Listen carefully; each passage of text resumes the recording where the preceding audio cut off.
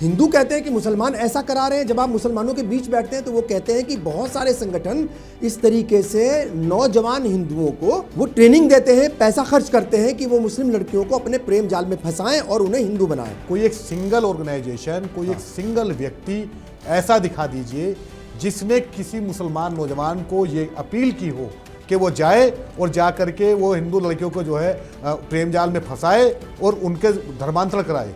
कोई एक दिखा दीजिए। मैं ऐसे कम से कम 10 बयान दिखा दूंगा आपको हिंदीवादी संगठनों की तरफ से आए हुए कि जिन्होंने कहा कि हम धर्मांतरण करने वालों को 5 लाख रुपए देंगे, घर वापसी करिए, ठीक है। जिन्होंने कहा कि हम 30 लाख बहू लेकर आएंगे मुसलमान लड़कियों के रूप में, हम ये बयान में दिखा दूंगा। क्या इस्लाम इस बात की परमिशन देता है, इजाजत देता है कि आप किसी को लालच दे करके, डरा धमका करके, बहला फुसला करके अपने मजहब में लेकर के आए? हमारे भारत में कोई किसी को डरा धमका करके जमीन ले सकता है, मकान ले सकता है, धर्म परिवर्तन नहीं करा सकता, क्योंकि हर व्यक्ति अपनी जमीन, अपनी प्रॉपर्टी से ज्यादा अटूट मोहब्बत अपने धर्म से करता है। देखिए मुल्क मिल्लत और मसाइल इस शनिचर रात 8 बजे और इतवार दोपहर 1 बजे सिर्फ मुनसिफ टीवी पर।